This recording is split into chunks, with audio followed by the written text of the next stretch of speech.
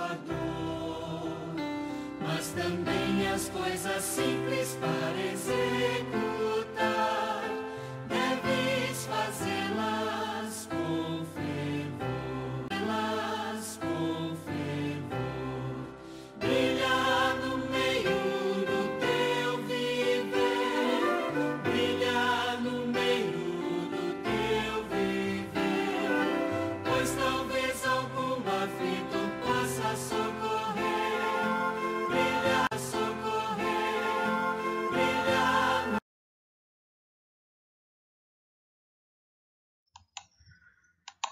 Bom dia, meus queridos irmãos. Convido a todos para estudarmos a lição dessa semana e, desde já, peço aos irmãos que não levem em conta a nossa apresentação, não ser como temos feito através do vídeo, devido às sequelas, né, do tombo que levamos domingo passado, e também nosso semblante naturalmente ainda não está muito agradável. Mas Deus tem sido misericordioso e até aqui Ele tem nos ajudado, e nós somos muito gratos pelas orações dos irmãos a nosso favor. De fato, pelos exames ficou bem constatado que estávamos com uma apendicite aguda, já nos extremos. Algo que nós nunca podíamos imaginar, mas aconteceu e o Senhor nos deu os recursos e agora estamos numa fase de recuperação. Feito isto, convido a todos então para estudarmos essa lição tão preciosa que tivemos durante a semana. Talvez eu tenha falhado em alguns momentos na elaboração, e se isso acontecer, peço aos irmãos que não considerem, porque nós procuramos não deixar de apresentar esse estudo, porque entendemos que é muito importante para a igreja estudarmos a palavra do Senhor. E, como sempre informamos para os nossos queridos, especialmente aqueles que não têm a revista que nós usamos, que o nosso estudo está fundamentado na carta do apóstolo Paulo aos Coríntios, capítulo 2, aliás, 2 Coríntios, capítulo 3, versículos 1 a 18. O texto da nossa lição. Nós estamos com isso concluindo uma série de estudos que temos feito ao longo dessas últimas 7 semanas, que tem por título As 7 Promulgações da Lei Divina. Então, nós estudamos a primeira promulgação na natureza, a segunda na consciência do homem, a terceira através da escrita, Deus dando as pedras escritas com seus próprios dedos para Moisés transmitir a lei ao povo. A quarta promulgação, nós tivemos o estudo da lei promulgada através de Cristo. Cristo, a palavra vivente. A quinta promulgação, estudamos que a lei também ela está inserida em todas as Escrituras. E observamos isso nas leituras que temos feito de Gênesis a Apocalipse. Em algum momento nós nos deparamos com a lei do Senhor sendo transmitida ao homem, buscando levar ao homem o conhecimento da sua vontade. A sexta lição que estudamos domingo passado, a lei promulgada através do coração do homem. Nós vimos que o nosso coração, ele tem essa capacidade de compreender a vontade do Senhor. Basta estarmos dispostos a deixá-lo falar através de cada um, através de nós, né? E hoje, então, a última promulgação, através dos crentes, cartas vivas. Com esta promulgação, nós encerramos essa série de estudos e entendemos que vai nos trazer um grande aprendizado. Peço a todos que acompanhem os nossos apresentações e, se for necessário, revejam novamente, porque são assuntos, às vezes, um pouco difícil de compreender logo de primeiro. Então, é preciso novamente voltarmos ao assunto e entender, procurar buscar na direção do Senhor o que Ele quer falar conosco através da sua palavra. O nosso textuário está em 2 Coríntios, capítulo 3, versículo 12. Vamos ler juntos. Começamos, porventura, outra vez a recomendar-nos a nós mesmos? Ou temos necessidade, como alguns, de cartas de recomendação para vós outros? Que o Senhor nos abençoe com esse texto do textuário da lição. Nós vamos abordar esse versículo mais adiante, daqui a pouquinho, porque ele faz parte do texto geral da lição, né?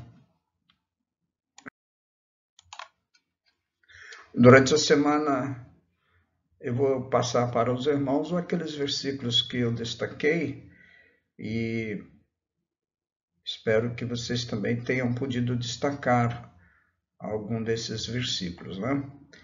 Eu separei na segunda-feira 1 João, capítulo 2, versículos 3 e 4, e nós observamos aí nesses dois versículos que aquele que conhece Jesus Cristo e não guarda os seus mandamentos é mentiroso. Aquele que diz que conhece o Senhor Jesus Cristo, mas não guarda os mandamentos que o Senhor Jesus Cristo nos transmitiu, o apóstolo chama essas pessoas de mentirosa. Na terça-feira, Colossenses 2, versículos 6 e 7. Aqui nós observamos também nesses dois versículos que aquele que conhece o Senhor Jesus Cristo, isso é muito importante. O cristianismo é conhecer o Senhor Jesus Cristo, é viver o padrão estabelecido por Ele. Então, aquele que conhece vive segundo a sua vontade, ou seja, né, segundo os seus mandamentos, segundo os seus ensinamentos.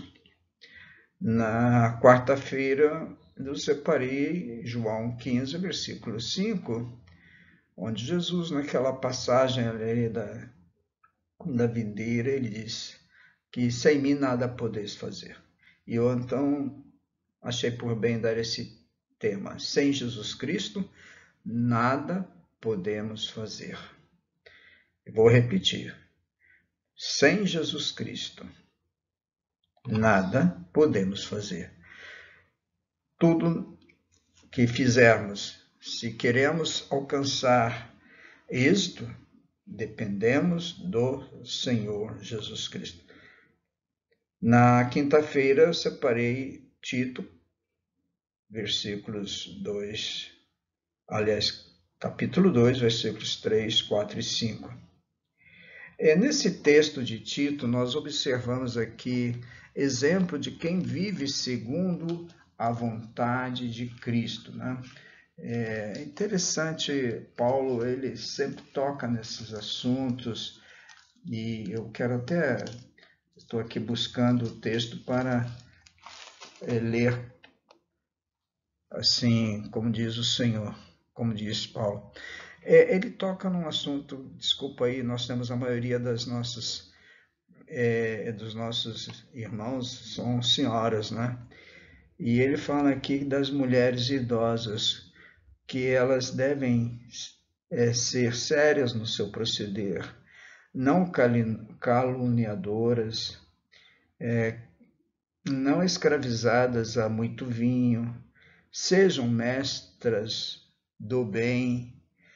Isso tudo para instruírem as jovens, em especial recém-casadas, né, a amarem ao marido e a seus filhos.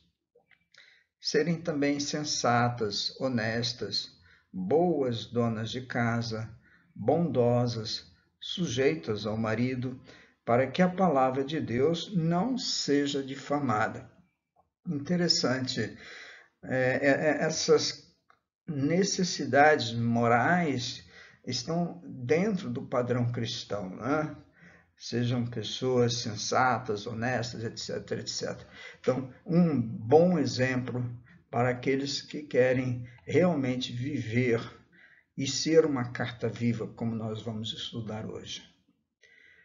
Na sexta-feira, 1 Tessalonicenses, capítulo 4, versículo 9, nesse texto nós observamos como Deus nos instrui a amar uns aos outros. O amor é o mandamento mais importante. Nós já vimos isso. O amor é o mandamento primordial. Não adianta falarmos que somos crentes no Senhor Jesus Cristo se não amamos uns aos outros. E, terminando as lições da semana, separei Lucas 10, 33 para a lição de sábado, né, de ontem. Aqui nós temos uma passagem também muito conhecida que ilustra o amor uns aos outros, que foi a lição de sexta-feira, né? Um samaritano compadeceu-se de um judeu.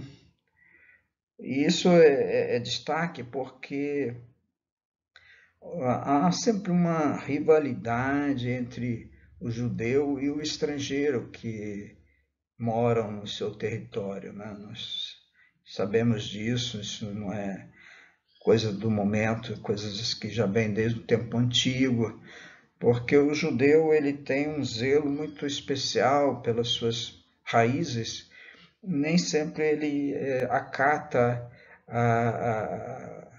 os que não fazem como eles. E aqui nós temos um estrangeiro, que é um samaritano, que demonstrou amor a um judeu que estava caído à beira da estrada. É um belo exemplo de amor. Dividimos o nosso estudo nesta manhã em 7 itens.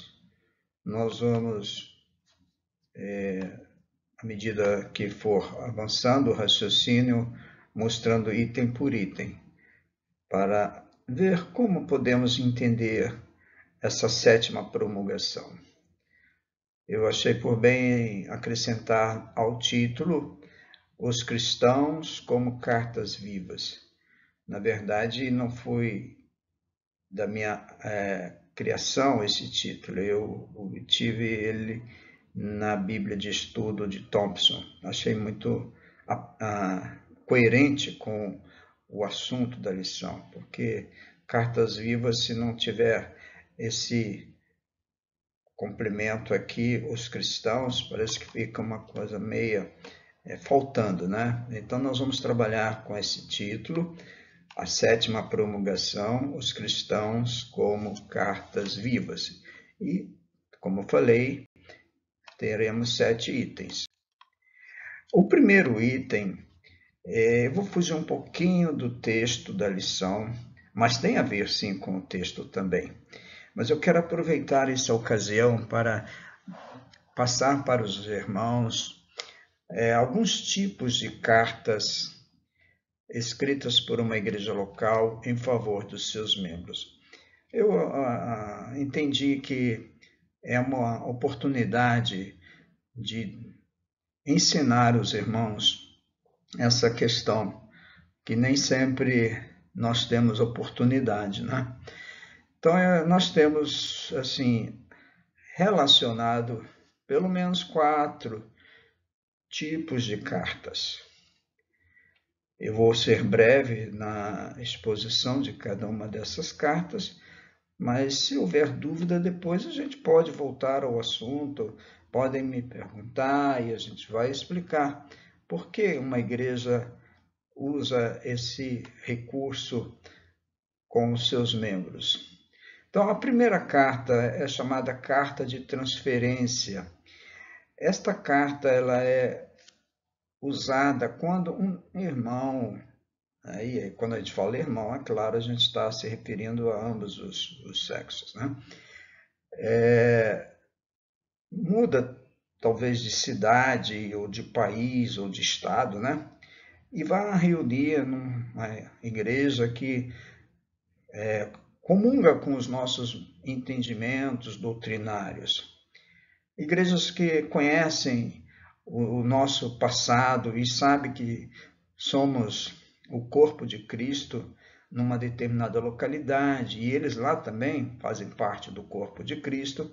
Então, a transferência é para que esse membro que sai da nossa igreja seja recebido com toda a atenção e carinho que merece, né?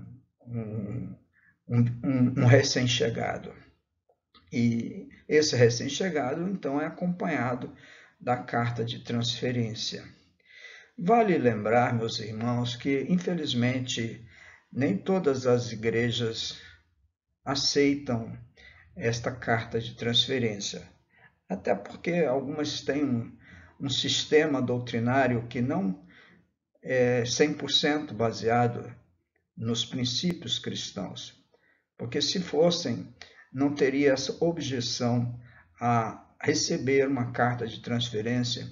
No nosso caso aí, uma igreja que já está estabelecida no local há cerca de 60 anos, onde nós temos todo um lastro de irmãos de bom testemunho. Então, uma carta de transferência, ela não seria feita levianamente. Mas, se alguém for morar em certo local e não encontrar uma congregação que tenha esse mesmo entendimento que nós temos aqui, é possível que eles rejeitem uma carta de transferência, porque vão exigir que aquele noviço ali, né, como membro, passa por certos rituais de admissão.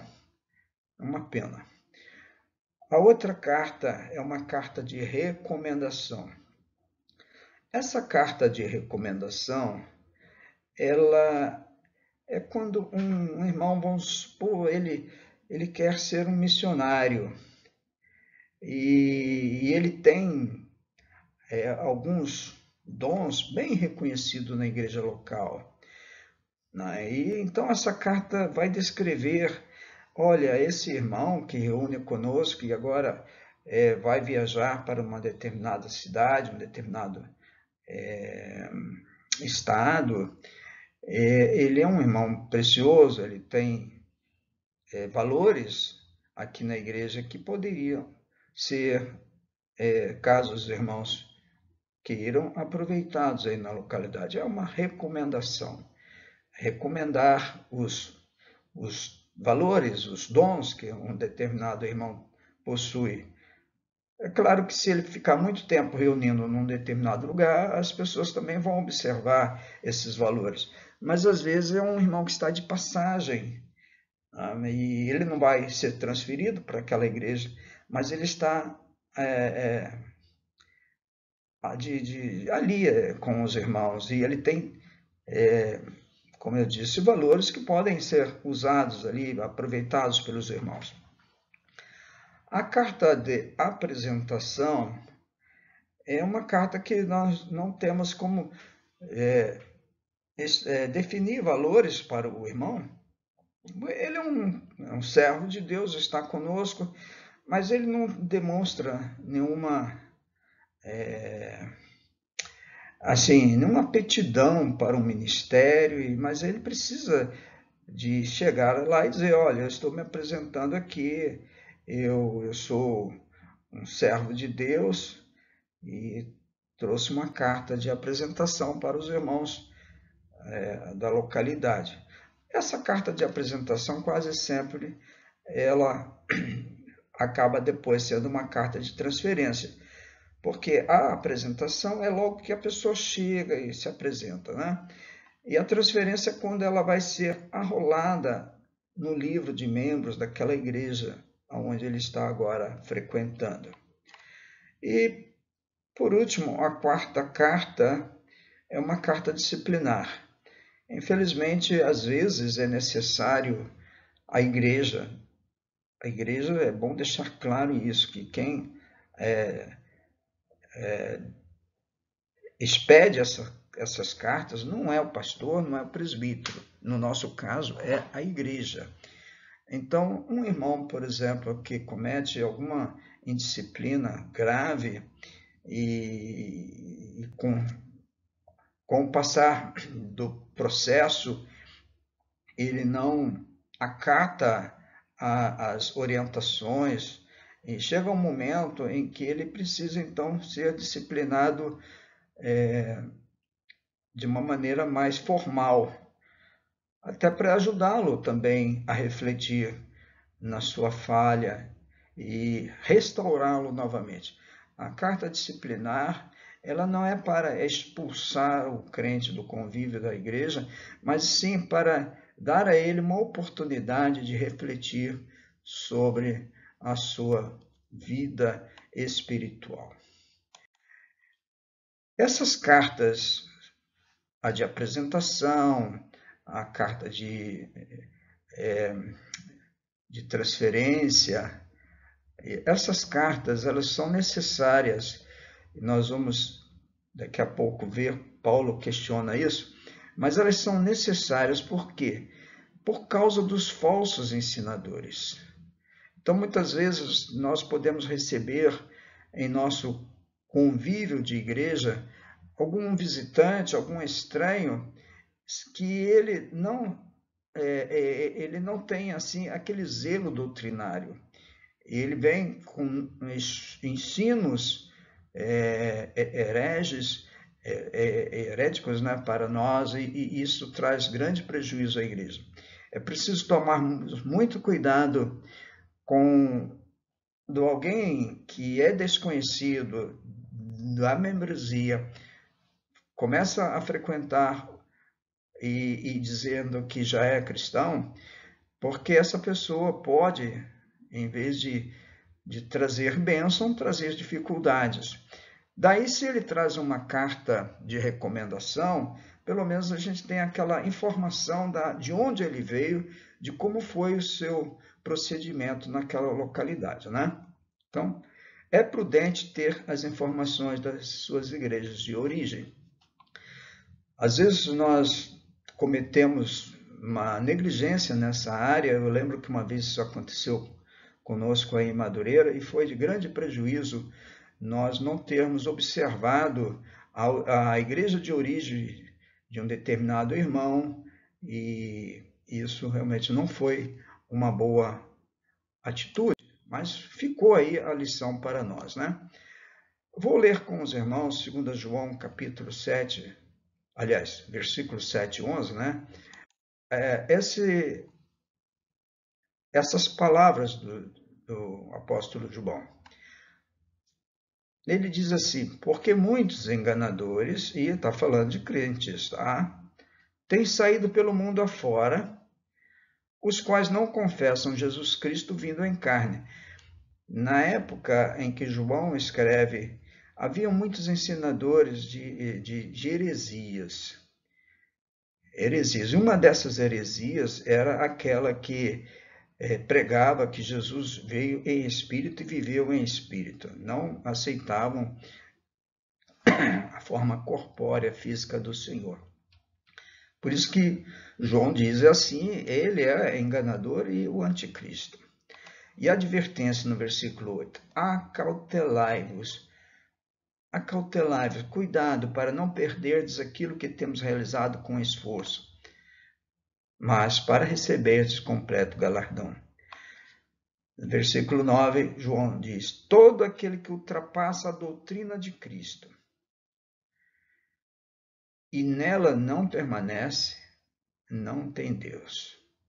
O que permanece na doutrina, esse tem tanto o Pai como o Filho. Versículo 10. Se alguém vier ter convosco e não traz esta doutrina, quer dizer, a doutrina tanto do Pai quanto do Filho, e não traz essa doutrina, ou seja, ultrapassa a doutrina de Cristo, não traz a doutrina de Cristo, diz: não o recebais em casa, nem lhe deis as boas-vindas, porquanto aquele que lhe dá boas-vindas faz-se cúmplice das suas obras más. Então, eu espero que com essas reflexões nós possamos entender a importância das cartas que são emitidas e as que são recebidas. No segundo item, o apóstolo Paulo questiona a igreja em Corinto. Ele questiona se ele necessita de carta de recomendação. Como nós já explicamos, né? A carta de recomendação é aquela que dá ao destinatário informações a respeito do portador daquela carta. E Paulo faz essa questão, levanta essa questão, porque naturalmente havia ali na igreja pessoas que estavam questionando a necessidade dele apresentar novamente uma carta de recomendação. E vale dizer que o apóstolo Paulo, ele não ficava fixo numa determinada igreja, ele viajava muito de cidade em cidade, estabelecendo igrejas locais, e isso fazia com que às vezes ele passasse alguns anos sem retornar àquela igreja aonde ele estivera no início.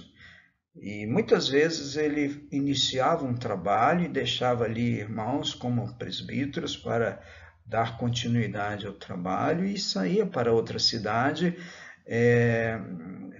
pregando o evangelho do Senhor Jesus Cristo. Ele foi, de fato, o apóstolo foi um implantador de igreja. Acho que nunca houve na terra alguém que tenha tido tanto dinamismo na área evangelística como Paulo. E é triste ele ter que fazer essa pergunta, mas é o que ele passa para nós. Começamos, porventura, outra vez a recomendar-nos a nós mesmos? Ou temos necessidade, como alguns, carta de recomendação? Lembra que a carta de recomendação não é errada. Alguns precisam dessa carta, como eu já expliquei, porque pessoas estranhas chegam e vêm com ventos doutrinários. Eu conheço muito essa história. A igreja acolher irmãos que chegam tão bonzinhos e depois começam a incutir no seio da igreja uma mudança doutrinária que traz muito prejuízo. Tá? Então, para que evitemos isso, é preciso que esses alguns realmente venham com recomendação. Se porventura mudar ele de pensamento durante o transcurso da sua presença conosco, aí é outra história. Mas pelo menos a gente fica sabendo de que lá onde ele reunia, ele teve um bom testemunho. Então, fica aí as palavras do apóstolo Paulo. Ele não necessitava de carta de recomendação. Por quê? Nós vamos ver isso agora no versículo 2, né? É o terceiro item. O apóstolo diz que no seu caso, os irmãos em Corinto eram a sua própria carta de recomendação. Tá? Como eu disse, ele trabalhou muito naquela cidade para que ali houvesse uma igreja crescente, uma igreja vibrante em Jesus Cristo. E aí ele diz: vós sois a nossa carta. Quer dizer, os irmãos de Corinto eram eles mesmos cartas de recomendação do apóstolo Paulo. Carta essa escrita em nosso coração, quer dizer, a carta estava no coração de Paulo, conhecida e lida por todos os homens. Maravilha isso, pensar, né? Pensar no testemunho que Paulo dava desses irmãos aos outros irmãos aonde ele visitava. Talvez chegava lá em Éfeso, lá em Filipos, lá em Roma, ele sempre dizia, olha, lá em Corinto, eu estive lá há tantos anos e o Senhor trabalhou no coração daqueles gregos, né? E eles hoje são nossos irmãos em Cristo. No quarto item da nossa lição, nós podemos observar que os irmãos em Corinto viviam de fato como uma carta viva de Cristo. Eles nos dão esse belo exemplo, carta viva de Cristo. Chama atenção porque no final nós vamos refletir como nós estamos vivendo. E nesses versículos eu separei e destaquei algumas informações importantes, né? Paulo diz, estando já manifestos como carta de Cristo. Então, eles eram considerados por Paulo uma carta que testemunhava a respeito de Cristo, produzida pelo nosso ministério, é óbvio, né? Nós já falamos isso. Escrita não com tinta, mas pelo Espírito do Deus vivente. Quem faz a obra não é o Paulo, ele apenas é um instrumento, mas quem faz a obra é o Espírito do Deus vivente. Então essa carta não foi escrita em tábuas de pedra, como foi a lei mosaica, mas em tábuas de carne, isto é, nos corações. Então essa carta viva estava escrita nos corações dos irmãos de Corinto. Versículo 4, e é por intermédio de Cristo que temos tal confiança. Versículo 5, não que nós mesmos sejamos capazes de pensar alguma coisa, como se partisse de nós. Pelo contrário, a nossa suficiência vem de Deus. Eu destaquei estas palavras de Paulo, a nossa suficiência não vem de nós mesmos, vem de Deus. Nós dependemos de Deus, do Senhor Jesus. E versículo 6, Paulo diz, o qual, quer dizer, Deus, nos habilitou para sermos ministros de uma nova aliança. Olha, prestem bem atenção nestas palavras de Paulo. Nova aliança. Não aquela aliança que até então vigorava, a aliança da lei mosaica, mas uma nova aliança instituída por Jesus Cristo. Ele conclui, não da letra, mas do Espírito, porque a letra mata, mas o Espírito vivifica. Aqui nós entramos num assunto que precisamos ter bastante paciência para entender. Paulo não está desfazendo da lei mosaica, da lei que foi transmitida nos tempos passados, mas nós vamos ver que aquela lei passada era uma lei de condenação, era uma lei de morte, porque ela é uma lei que ela pensava na punição, enquanto que a lei de Cristo é uma lei de vida.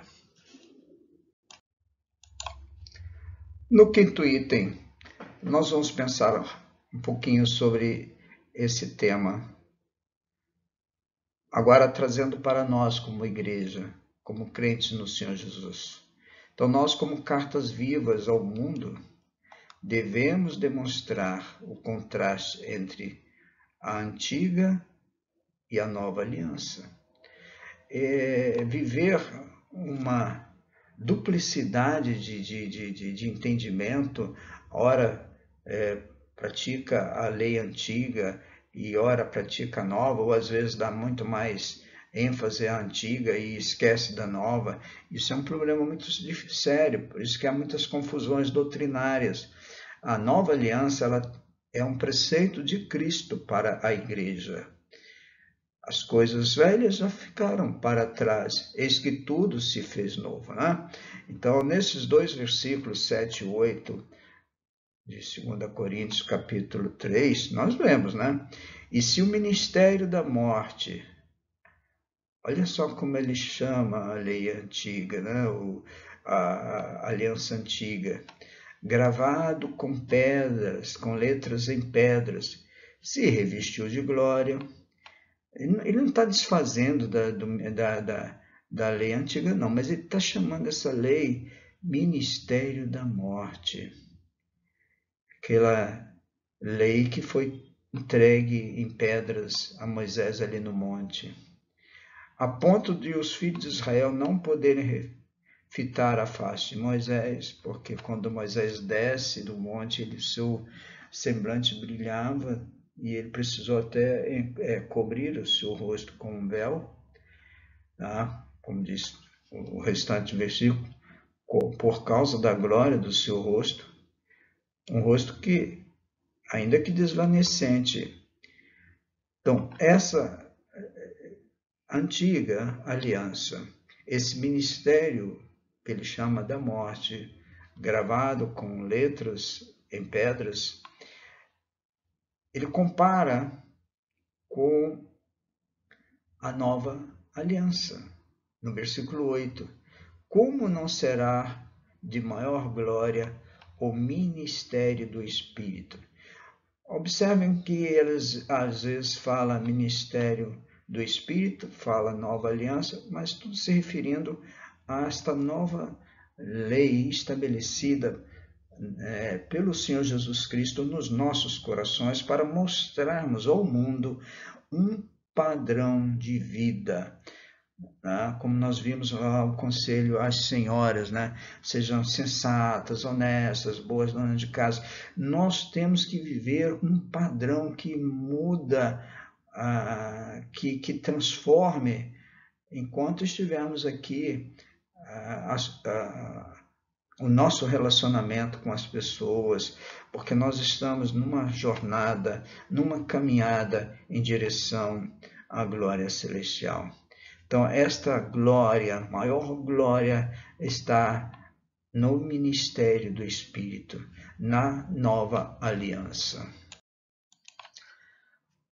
Como cartas vivas, nós somos chamados a demonstrar o glorioso ministério da justiça. Como ele diz aqui nesses versículos 9, 10 e 11. Ou ministério do Espírito, como nós já temos visto, em contraposição ao ministério da condenação ou ministério da morte. A nossa carta tem que espelhar esse ministério da justiça.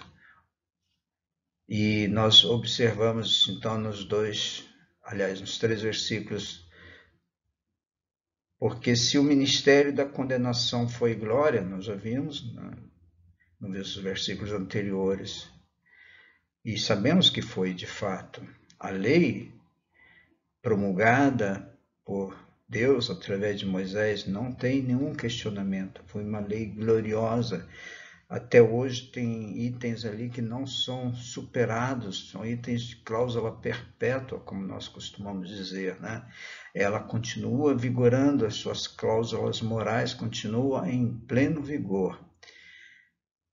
Agora, se esse ministério da condenação foi glória, agora olha só, em muito maior proporção será o glorioso ministério da justiça. Irmãos, isso aqui é importante entender.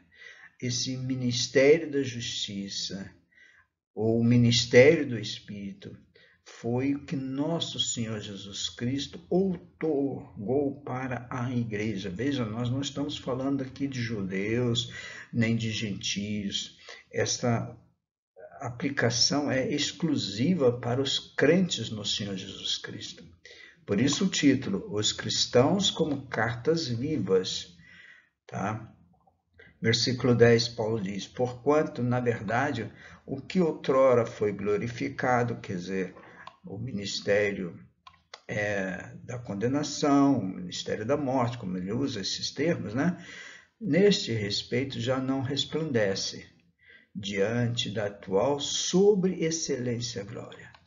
Então, acho que não há nenhuma dúvida em querer trazer novamente preceitos da lei do Antigo Testamento para o seio da igreja, porque isso é bem claro.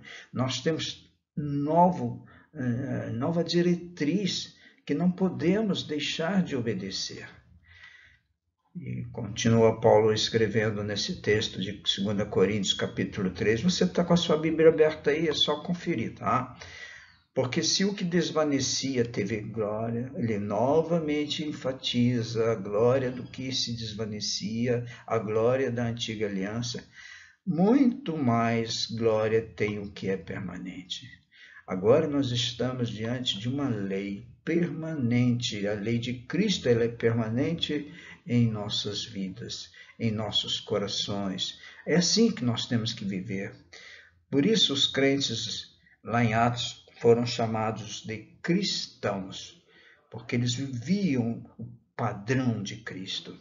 Infelizmente, hoje nós temos um desvirtuamento desse viver padrão de Cristo. Lamentável. No